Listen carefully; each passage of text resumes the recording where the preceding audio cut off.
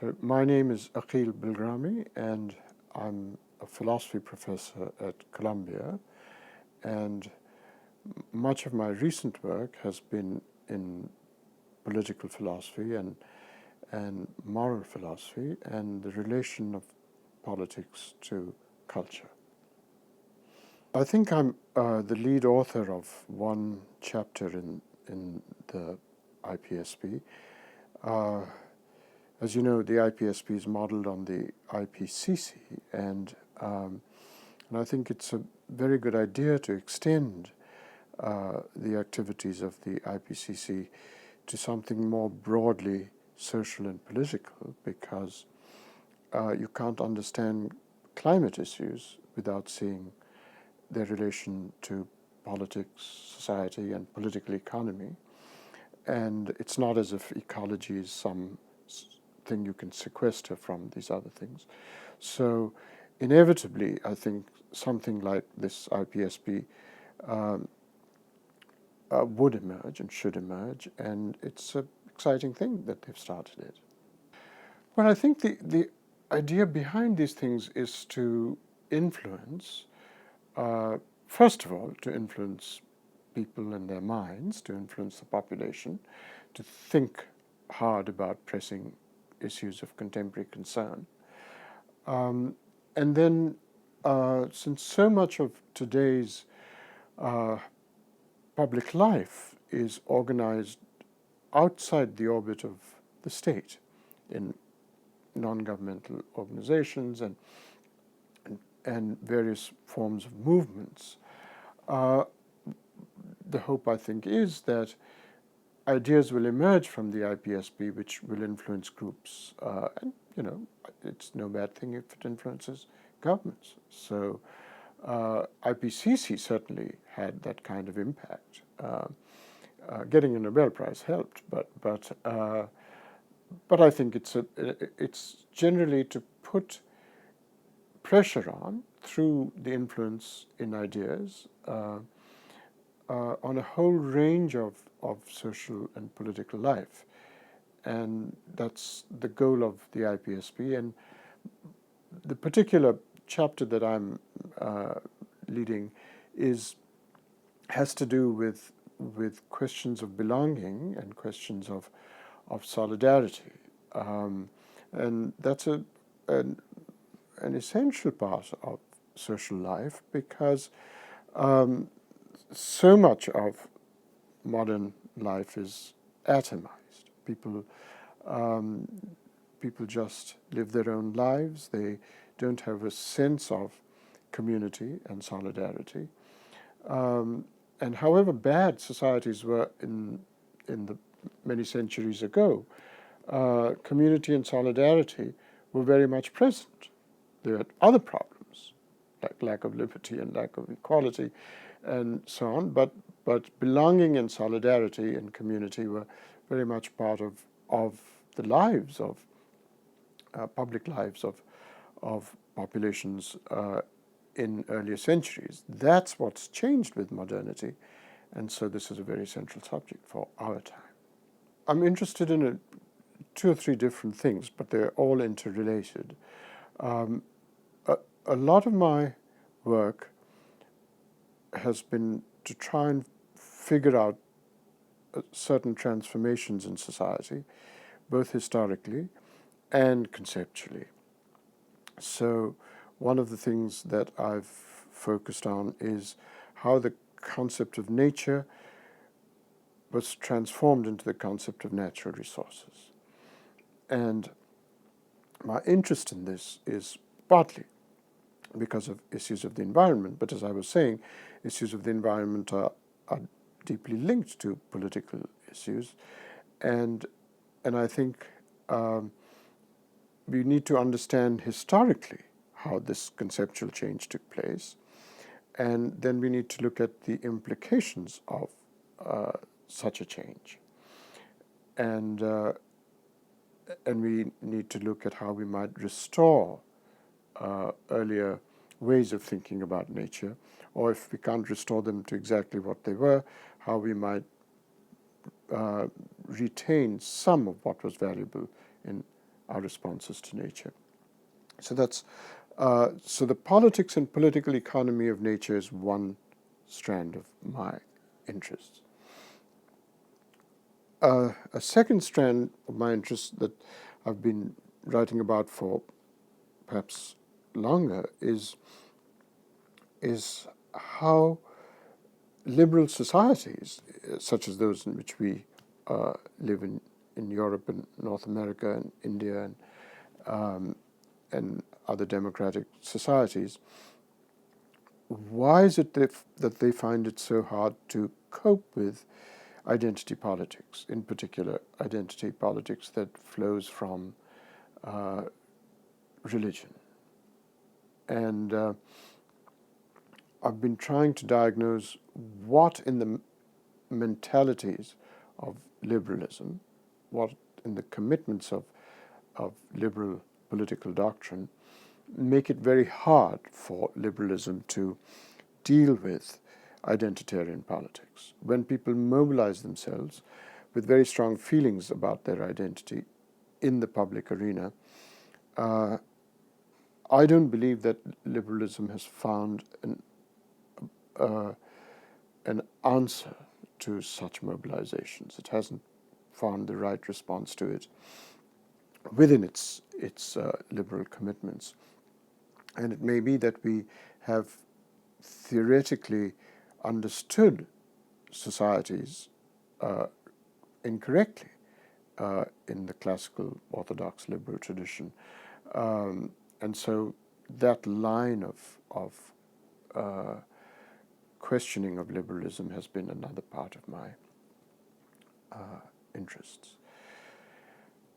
And a lot of my thinking derives from some of Gandhi's writings and some of the writings of Marx, but very early Marx also, and also the very late Marx, which was focused on the Russian peasant communes, and a tradition of radical dissent, which goes back to 17th century England, has its counterpart in America in some of the transcendentalist tradition, but in figures like Thoreau and Emerson. And so these are dissenting traditions that interest me, and a lot of my understanding of liberalism and my criticism of liberalism comes from these traditions.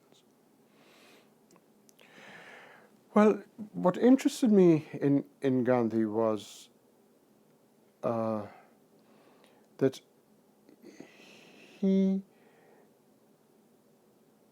when he wrote in the early 20th century, he thought India was at the cusp that Europe was in early modernity. And there were many things in the passage from early modernity to late modernity in Europe that Gandhi disapproved of, and he did not want India to go down that path. So a lot of his critique of modern Western civilization has to do with that anxiety that he had. I think it's a very important question.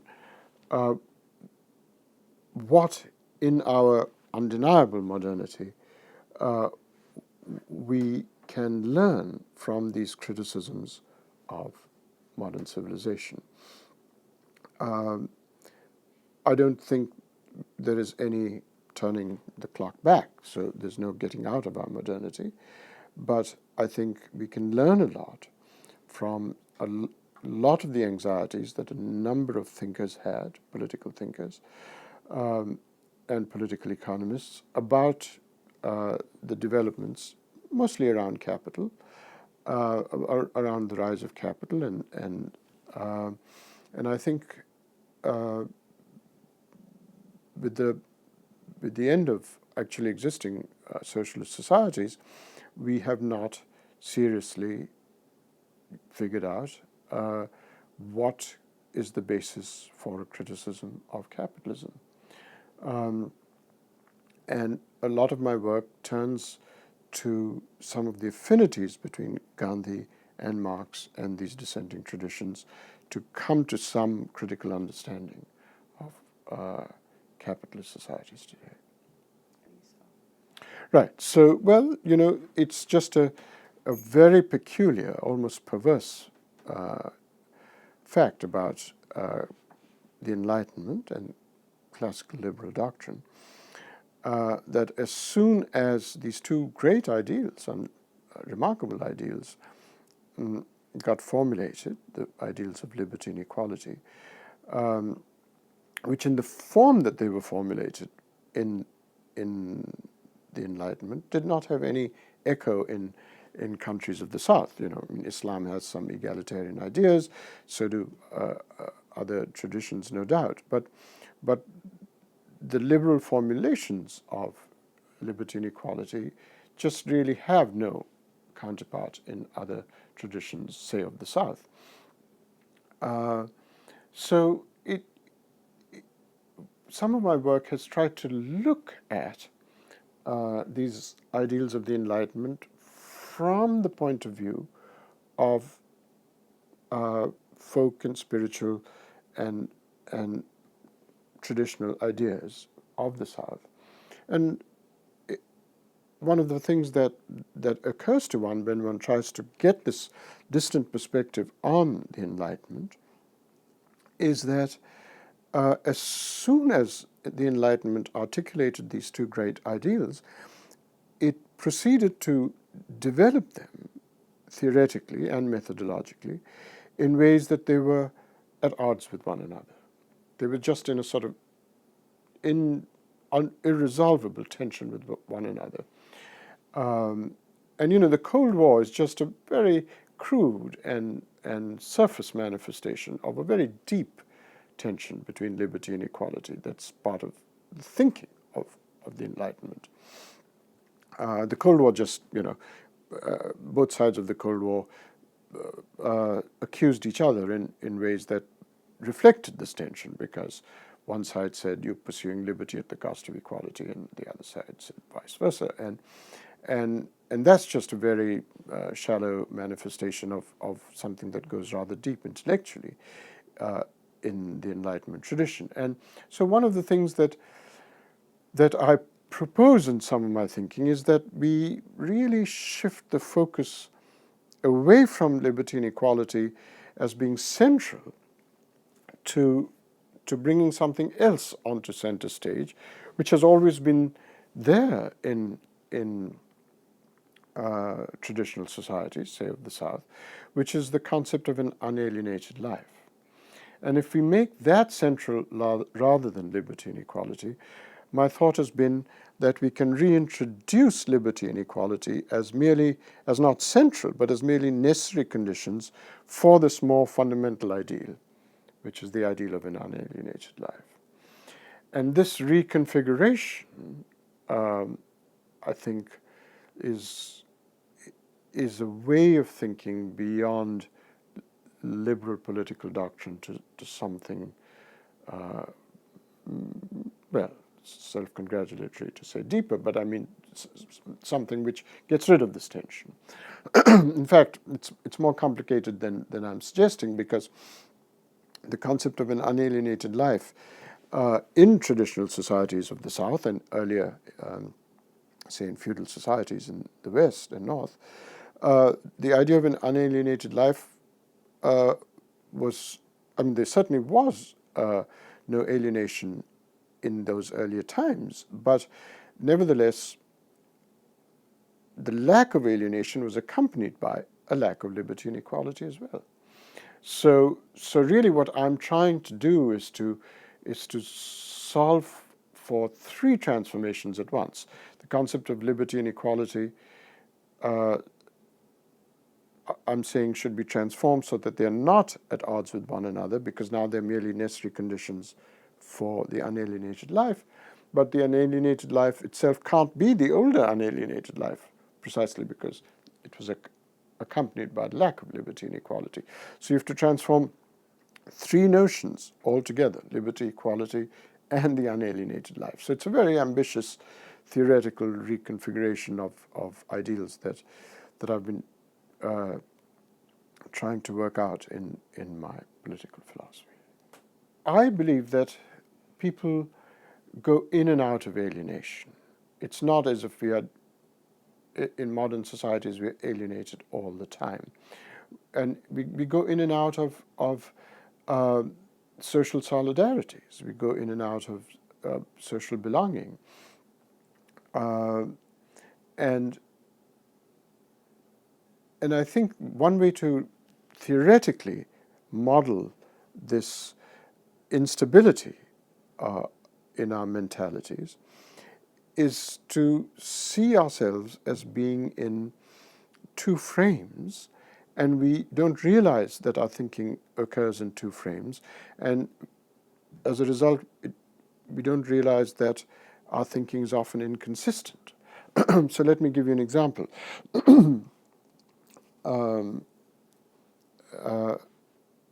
But someone I know, my mother-in-law actually, is a Republican, and so she has views with which I deeply disagree, very right-wing political views. And one day I was driving her through Harlem, bringing her from the airport to my home, to my city flat. And while we were driving through Harlem, she was appalled by what she saw. I mean, she was just really upset by the poverty that she saw, these boarded up things, people, homeless people on the street, and she just she said, my goodness, I mean, I hadn't realized there was so much poverty and suffering in New York. Well, this pleased me greatly. It was surprising to me, and I was very impressed. And we came home, and we sat down. We were talking, and so I said to her, "Well, it's wonderful that you said all this, but do you think, therefore, we should sort of raise corporate taxes and have some public spending on welfare and so on?" And she said, "Absolutely not." Right? So that's an example of how in one frame, one thinks with great, in the frame, let's say, of individual responses to the world around us and its problems, one thinks with great compassion and humanity. And then one switches to another frame of what one's been educated in by, no doubt parents and classrooms and media, which is really the biggest culprit in some ways. And in that frame, one's mind is just surrendered to all this, basically propaganda about, what's right for society.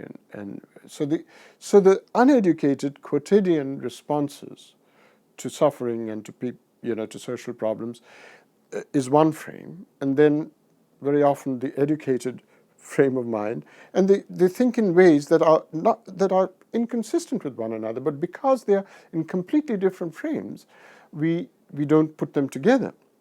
We don't see the inconsistency. So one of the things I've been arguing is that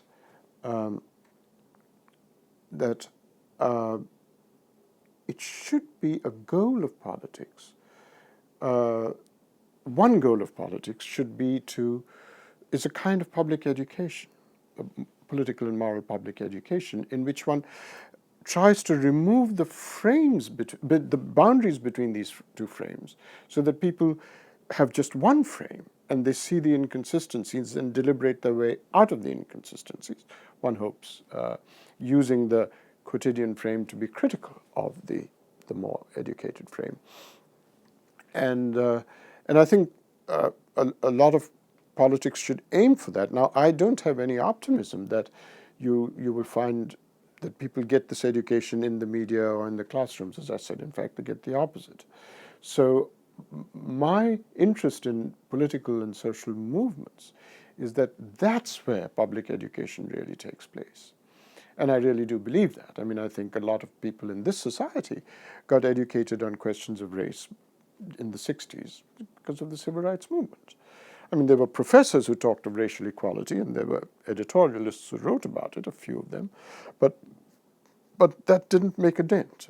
It's really the movement which educated people into these things. And so I feel that politics should partly at least seek the form of public education where people see the inconsistencies in their thinking, because the frames get dissolved and there's just one frame and the inconsistencies emerge. So I've written about that, about the relationship between the frame problem and the movements and the nature of politics that relates them together.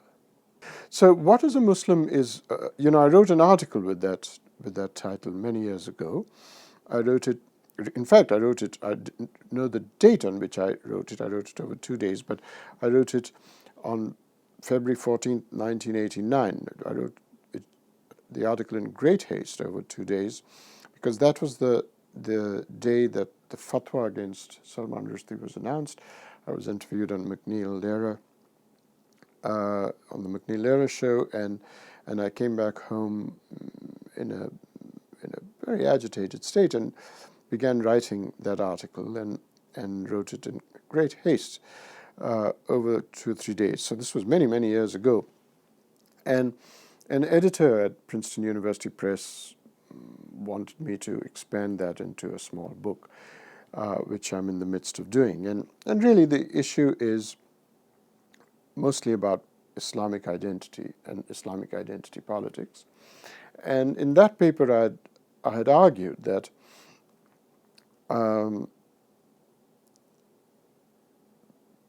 that a lot of Muslim identity emerges because of a sense of helplessness, but also a sense of defeat and subjugation due to a whole historical legacy of colonialism and its current forms. And a lot of it is this kind of defensive psychology. And so Muslim identity emerges in that context. So some of the book is on the historical context. And then I look philosophically at what it takes to respond to an identity politics that is mobilized, as it were, within a framework of such defensiveness in the psychology of resentment against past colonial rule and current manifestations of colonialism. And so that's what I'm navigating there. The book on Gandhi is, a lot has been written, a lot of very interesting work on Gandhi was done by looking at some of his effects in